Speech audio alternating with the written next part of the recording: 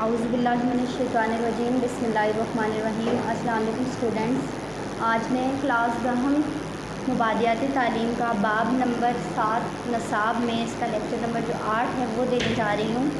اور ہم نے اس کے پچھلے لیکچر میں پڑھا تھا کہ نصاب کے اجزائے ترکیبی کون کون سے ہیں، نصاب کے اجزائے ترکیبی۔ آج کے لیکچر میں ہم نصاب اور مقاصد تعلیم کے بارے میں پڑھیں گے، اجزائے ترکیبی اور ربط، مقاصد نصاب اور تدریسی مواد، تدریسی طریقے۔ ٹھیک ہے، اس کا پہلا جو سوال ہے وہ بنتا ہے کہ نصاب کے بنانے میں مقاصد تعلیم کیا اہم کردار ادا کرتے ہیں۔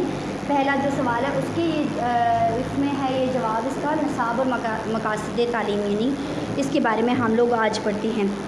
نصاب تیار کرتے وقت سب سے پہلے جو بات سامنے آتی ہے کہ انصاف کیوں بنانا اور کس مقصد کے لیے بنایا جائے، یعنی نصاب مکمل کرنے کے لیے ہمیں کیا حاصل ہوگا اور وہ مقاصد کے جو نصاب ہے وہ کیوں بنایا اور کس مقصد کے لیے بنایا جائے۔ ٹھیک ہے، اور یعنی نصاب مکمل کرنے کے بعد ہمیں کیا حاصل ہوگا، نصاب جو ہے وہ جب ہم مکمل کر لیں گے تو ہمیں کیا حاصل ہوگا، وہ مقاصد ہوتے ہیں۔ گویا مقاصد کے بغیر نصاب سازی ممکن نہیں ہے، یعنی کہ کوئی بھی کام کرنے سے پہلے ہم اس کے پیچھے کوئی مقصد ہوتا ہے، ہم کہتے ہیں کہ ہم نے یہ کام کرنے کے بعد ہم نے یہ مقاصد حاصل کرنے ہیں۔ تو اس کے نصاب جو ہے اس کو ترتیب دیتے وقت، بناتے وقت جو بات ہمارے ذہن میں آتی ہے تو وہ ہمارے پاس یہ آتی ہے کہ یہ کس مقصد کے لیے بنایا جائے گا اور اس سے ہم نے کون سے مقاصد جو ہے وہ حاصل کرنے ہیں۔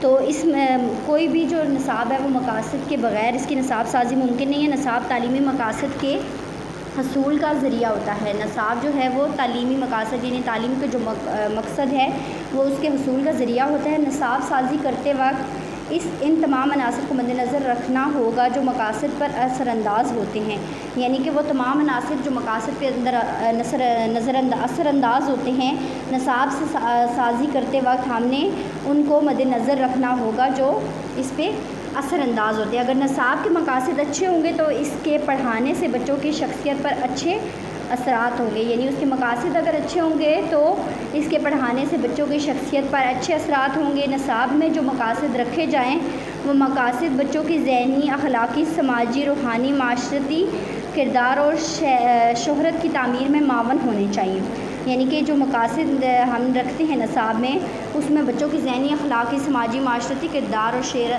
شہرت کی تعمیر جو ہے وہ اس میں معاون ہونے چاہیے۔ ایسے مقاصد ہم لوگ رکھیں جو ان کے بچوں کی جو صلاحیت اور کردار ہے اس میں جو ہے وہ مددگار ثابت ہوں۔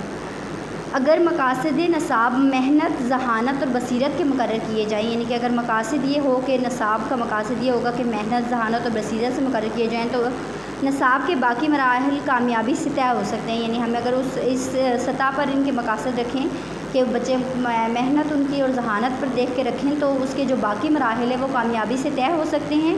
تعلیمی مقاصد کا تعین حکومت کرتی ہے، یعنی حکومت کی طرف سے تعلیم کے جو ہیں وہ مقاصد ہیں وہ ان کا تعین کرتی ہے، وہ بتاتی ہے کہ کیا مقاصد ہوں گے۔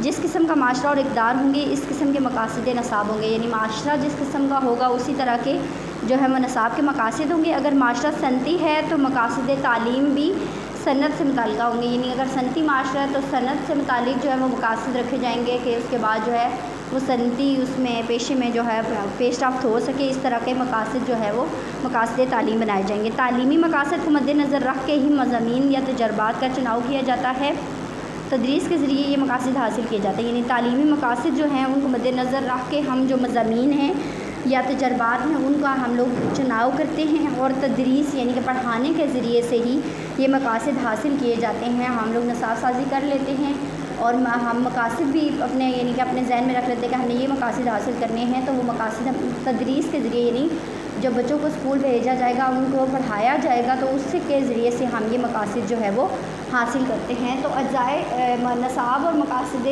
تعلیم ہمارے یہ تھے۔ ٹھیک ہے، اب ہم اگلا سوال جو ہے وہ پڑھتے ہیں کہ اجزائے ترکیبی نصاب میں ربط کی وضاحت جو ہے، اجزائے ترکیبی نصاب میں ربط کی وضاحت کیجیے۔ اجزائے ترکیبی اور ربط جو ہے اس کی وضاحت کرنی ہے، نصاب میں اس کے کیا عمل دخل ہے اس کی وضاحت کرنی ہے۔ اجزائے ترکیبی اور ربط نصاب کے 4 اجزاء مقاصد نصاب، تدریسی مواد، تدریسی حکمت عملی اور جائزہ ہیں، یعنی ہم نے پڑھے تھے نا پہلے کہ اس کے اجزاء کون کون سے، ان کا آپس میں گہرا تعلق ہے۔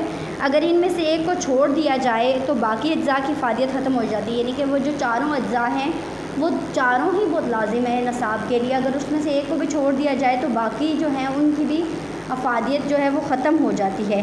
تو یہ آپس کے ایک دوسرے کے لیے لازم مظلوم ہیں. اور ان کا آگے جو ہے ہم لوگ پڑھتے ہیں مقاصد نصاب کی بنیادی مقاصد پر تعلیم پر ہوتی ہے. یعنی جو نصاب ہے اس کی بنیاد ہی مقاصد پہ ہوتی ہے. ہم لوگ مقاصد حاصل کرنے کے نصاب ترتیب دیتے ہیں. اگر نصاب کمیٹی کے سامنے مقاصد نہ ہوں تو کمیٹی نصاب نہیں تیار کر سکتی. اگر ہمارے پاس کوئی مقصد نہ ہو تو ہم اس کے لیے کوئی کام یعنی کہ آگے کر ہی نہیں سکتے. کوئی ہم سوچ بناتے ہیں, مقصد ہوتا ہے تو اس کے پیچھے سوچ بنتی ہے اور آگے اس پر عمل کیا جاتا ہے.